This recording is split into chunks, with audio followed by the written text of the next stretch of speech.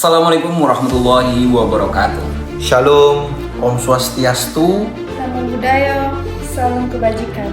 Baik, perkenalkan kita dari kelompok magang Artono Wahab yang akan mempresentasikan terkait dengan upaya diversi dalam Undang-Undang Nomor 11 Tahun 2012 tentang Sistem Peradilan Pidana Anak.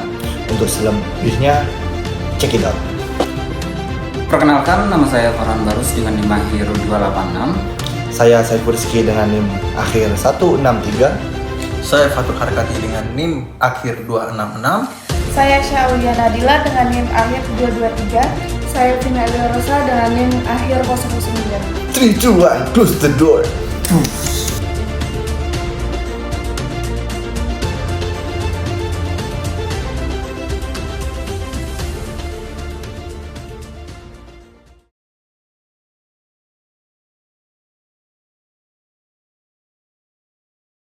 Baik, sekarang terkait dengan diversi itu sendiri. Sebenarnya sebelum jauh ke bagaimana itu diversi, mungkin diversi telah dijelaskan dalam pertemuan sebelumnya, yakni terkait dengan proses penanganan perkara pidana anak, seperti itu.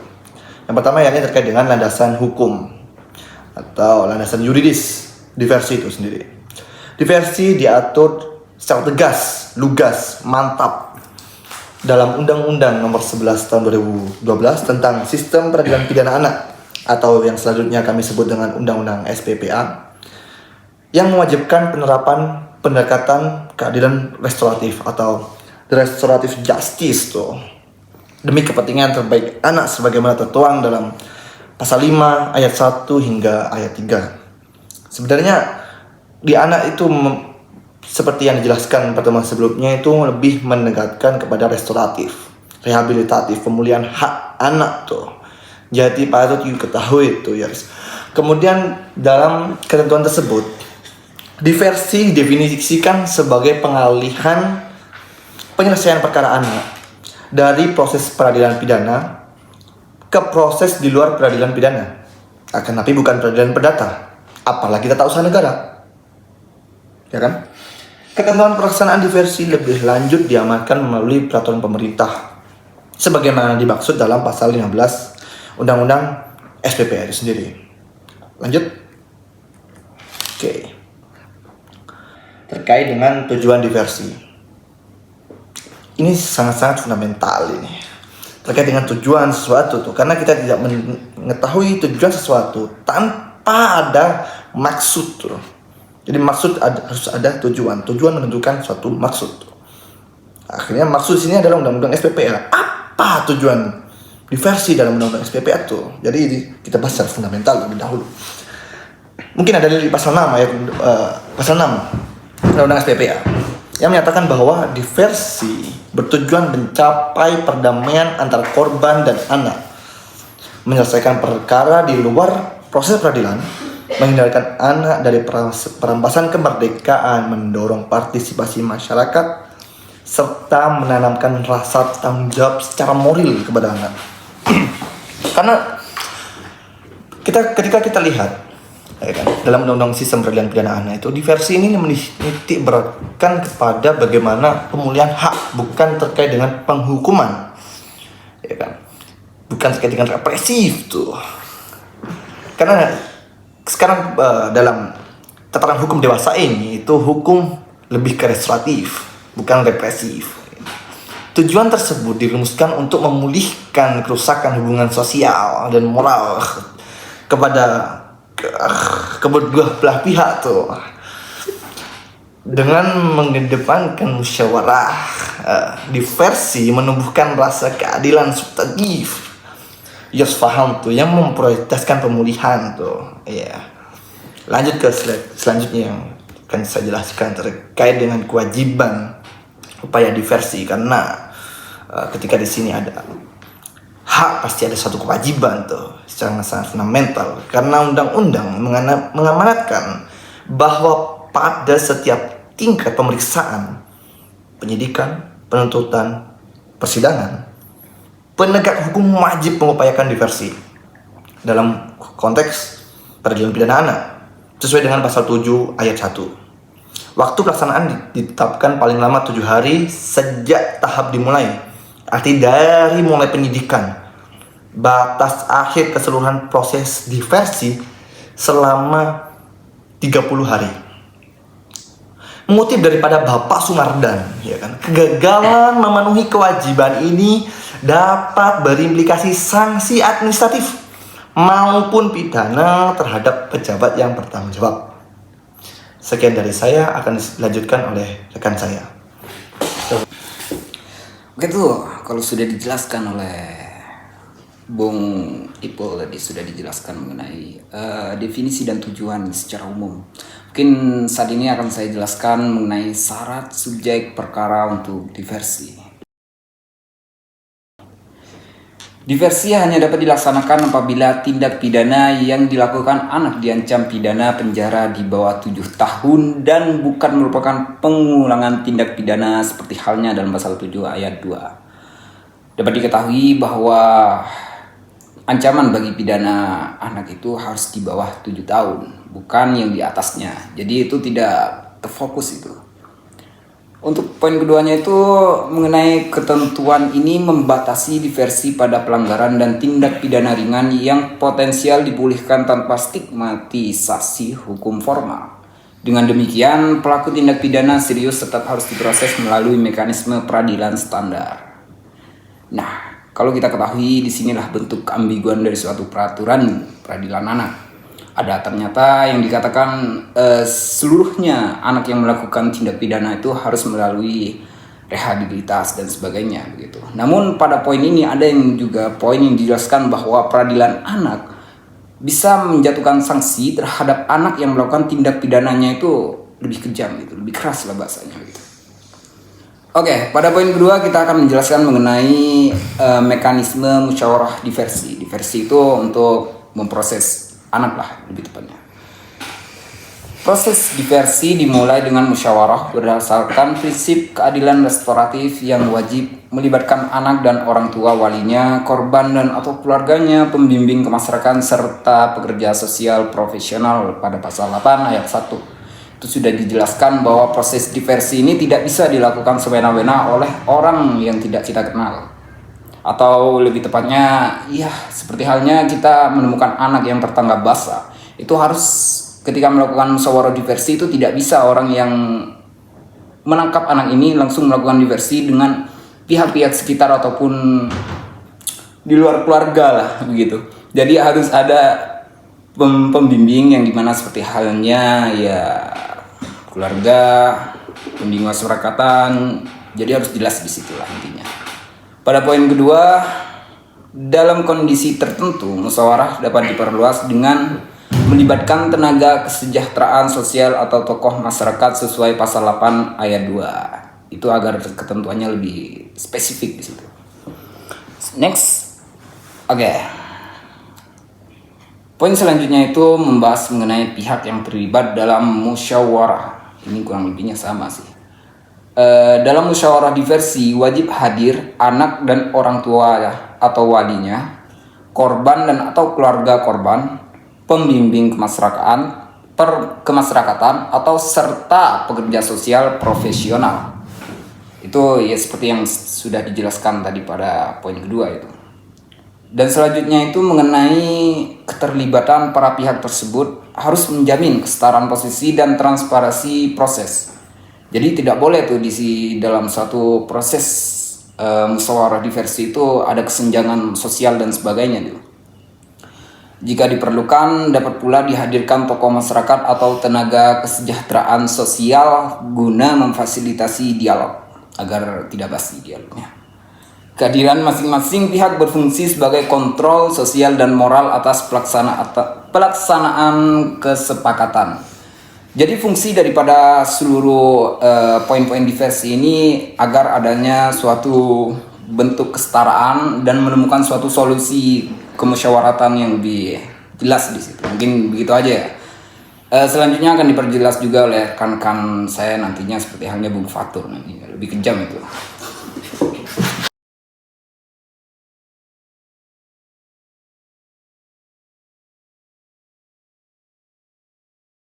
Oke, Saya lanjut itu bareng. Kali ini berdasarkan dengan penjelasan yang telah diuraikan oleh teman-teman saya, kali ini kita akan kembali kepada asas dari proses diversi. Nah, perlu diketahui proses diversi wajib memperhatikan kepentingan korban. Karena yang paling dirugikan dalam suatu tindak pidana tentunya adalah si korban, bukan pelaku. Pelaku itu wajib diberikan bimbingan untuk mencapai suatu kebenaran. Kesejahteraan, asas kesejahteraan dan tanggung jawab anak. Penghindaran stigma atau labeling yang ada di masyarakat supaya dia bisa diterima ketika dia melakukan suatu tindak pidana, dan ketika dia selesai melakukan tindak pidana dia bisa diterima di kalangan masyarakat. Nah, kemudian asas penghindaran pembalasan atau asas retribution atau balas dendam, agar tidak adanya lagi yang namanya bahasanya itu baku benci. Nah, itu keharmonisan masyarakat serta kepatutan, kesusilaan dan ketertiban umum. Jadi sangat sosial banget asas-asas yang dipakai ini. Asas-asas ini menegaskan bahwa diversi tidak semata-mata penyelesaian administratif, namun bagian dari strategi perlindungan anak. Kepatuhan pada asas ini menjaga reputasi proses hukum dan mencegah penyalahgunaan diversi. Jadi kembali lagi bahwasanya asas itu adalah dasar untuk mencegah para pelaku hukum agar bertindak tidak dengan sewenang-wenang. Lanjut, syarat sahnya. Oh bukan ya. Pertimbangan dalam diversi. Nah, pelaku diversi itu sendiri ada penyidik, penuntut umum dan hakim. Dalam melaksanakan diversi wajib mempertimbangkan kategori tindak pidana. Apa aja nih anak ini dia melakukan tindak pidana apa ini? Semisal pencurian, kemudian pembunuhan atau penganiayaan, itu diklasifikasikan tuh. Nah, dari semua perbuatan tersebut umur anak ini diperhitungkan juga. Misalnya melakukan tindak pidana pembunuhan ini anak umur sekian, apa penyebab dia melakukan tindak pidana tersebut? Dengan umur segini anak ini kok bisa dia sampai tega melakukan itu? Apa psikologis yang bisa membuat anak ini melakukan tindak pidana tersebut? Kemudian hasil penelitian masyarakat, yaitu dilihat daripada sudut pandang saintifik tuh. Nah, serta dukungan lingkungan keluarga dan masyarakat. Nah, yang paling penting itu di lingkungan keluarga, karena dia itu adalah faktor variabel yang mempengaruhi tingkah laku anak. Pertimbangan tersebut menjadi dasar objektif, sangat objektif bahkan dalam memilih jenis dan bentuk diversi. Dengan mempertimbangkan rekomendasi Bapas, penegak hukum bisa menyesuaikan intervensi sesuai dengan kebutuhan anak. Jadi penegak hukum melakukan pengamatan, itu dia menyesuaikan dengan apa-apa aja nih yang harus dibutuhkan anak ini, biar pola tingkah lakunya itu berubah. Karena kembali lagi tujuan dari pidana itu pemulihan, bukan pembalasan. Next, kesepakatan diversi hanya sah apabila memperoleh persetujuan korban dan atau keluarga korban serta kesediaan anak dan keluarga, kecuali untuk tindak pidana berupa pelanggaran tindak pidana ringan tanpa korban atau nilai kerugian di bawah upah minimum provinsi setempat. Kesepakatan diversi itu harus karena ini pemulihan korban, maka secara logika sederhananya ya tentu itu disepakati oleh korbannya, bukan pelakunya. Apalagi orang yang dikenal tiba-tiba dia bilang sepakat, kan makin rancu lagi, ya kan. Maka dari itu yang pemulihan hak ini itu dipegang oleh si korban. Itu urgensitas tuh. Nah, kemudian pengecualian tadi itu berupa pelanggaran tindak pidana ringan tanpa korban atau nilai kerugian di bawah upah minimum provinsi setempat. Saya kira jika dirigidkan satu persatu maka saya rasa waktunya nggak cukup. Maka dari itu saya lanjut ke subbab 2. Ketentuan pengecualian ini mempercepat penyelesaian kasus sederhana tanpa membebani sistem peradilan. Persetujuan formal tersebut menjamin keabsahan kesepakatan di mata hukum. Tanpa persetujuan semua pihak, proses diversi dinyatakan gagal. Nah, diversi, perlu diketahui, proses diversi ini adalah proses yang paling ideal di mata hukum sekarang ini. Bahwasanya tindak pidana itu tidak harus diselesaikan di meja hijau, melainkan di kopian juga bisa diselesaikan melalui proses diversi tersebut. Kurang lebih begitu seperti saya.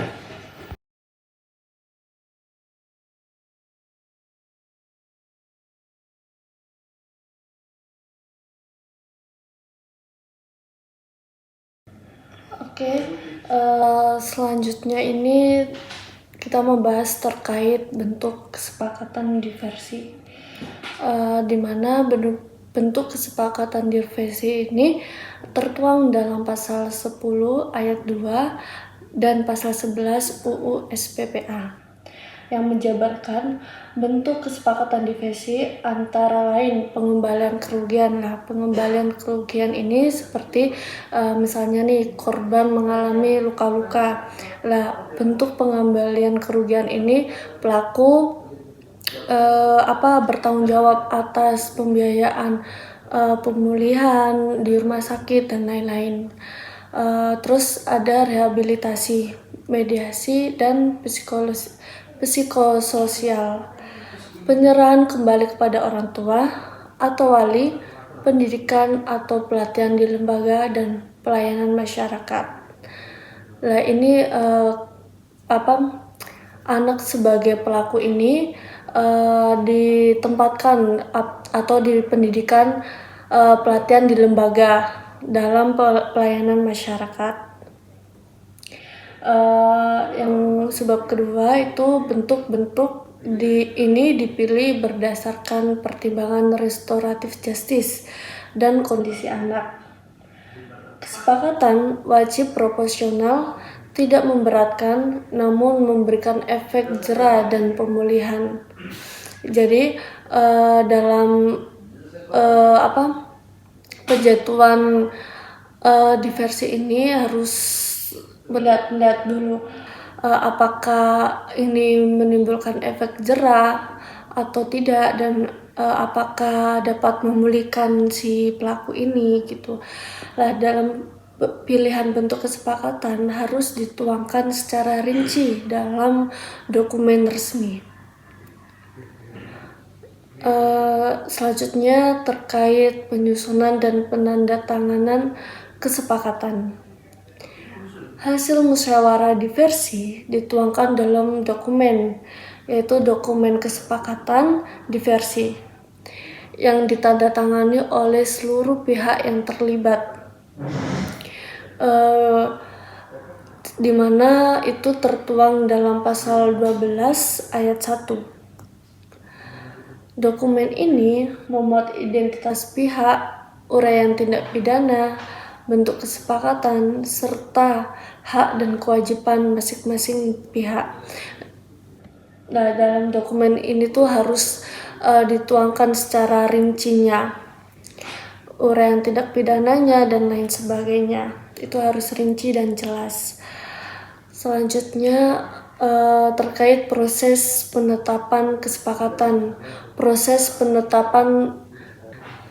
Selanjutnya terkait proses penetapan kesepakatan. Nah, biasanya dalam proses penetapan kesepakatan ini dilakukan diversi. Diversi ini disampaikan oleh atasan langsung pejabat yang bertanggung jawab ke pengadilan negeri setempat paling lama 3 hari sejak kesepakatan dicapai untuk memperoleh penetapan. Hal ini tertuang dalam pasal 12 ayat 2 sampai ayat 3. Nah, dalam penetapan tersebut diterbitkan hakim dalam waktu paling lama 3 hari sejak penerimaan dokumen.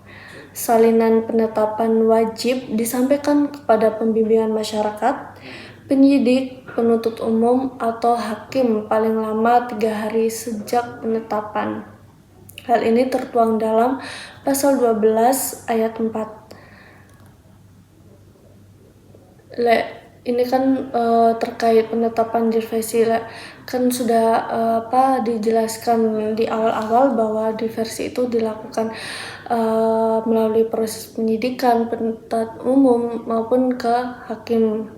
Lah hal ini harus diterbitkan dokumen, paling lama itu 3 hari sejak penerimaan dokumen. Selanjutnya akan dilanjutkan ke rekan saya.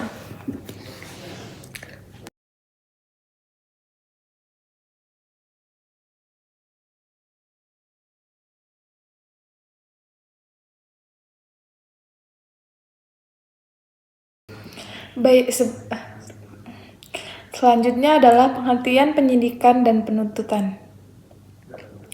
Setelah proses diversi berhasil dilaksanakan dan pengadilan telah mengeluarkan penetapan mengenai kesepakatan diversi, maka tahap berikutnya dalam sistem peradilan pidana anak adalah penghentian proses hukum formal.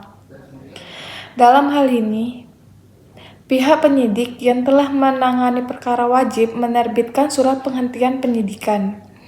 Tindakan penghentian penyidikan ini dilakukan sebagai bentuk penghormatan terhadap keberhasilan proses diversi yang mengedepankan prinsip keadilan restoratif, yaitu penyelesaian perkara pidana di luar mekanisme peradilan dengan melibatkan pelaku, korban, dan masyarakat.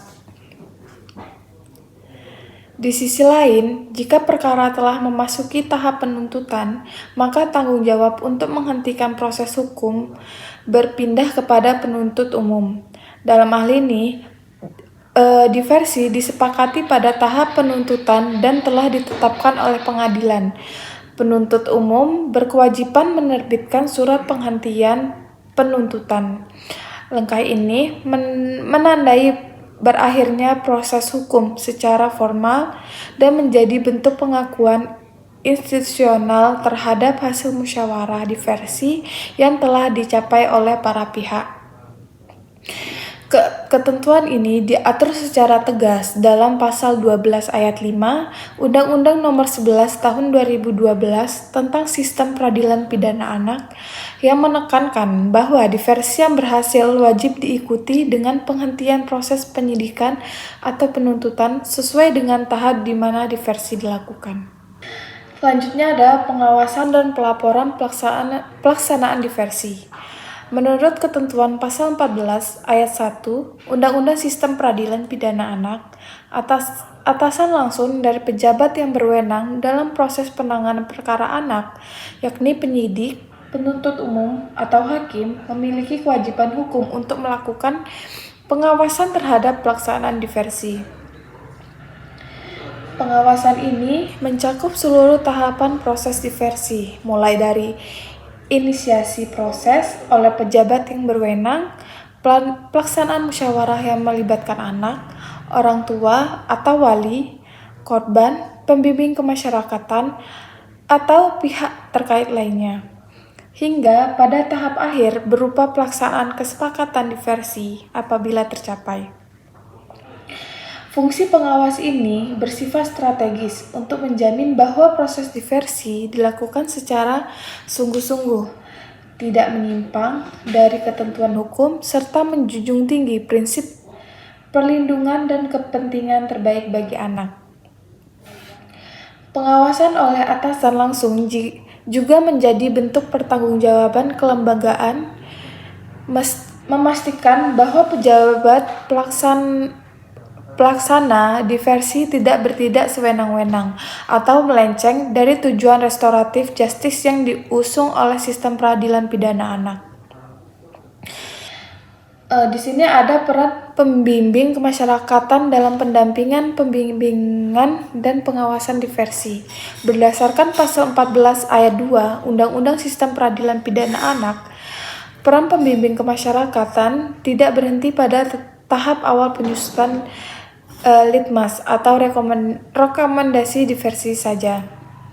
Justru sepanjang berlangsungnya proses diversi hingga tercapainya dan terlaksananya kesepakatan, pembimbingan kemasyarakatan memiliki tanggung jawab yang berkelanjutan dalam bentuk pendampingan, pembimbingan, serta pengawasan. Pendampingan berarti pembimbing kemasyarakatan harus hadir secara aktif dalam musyawarah diversi, memberi dukungan psikososial, serta menjembatani komunikasi antara anak dan pihak-pihak terkait. Pembimbingan mencakup pemberian arahan atau nasihat kepada anak dan keluarganya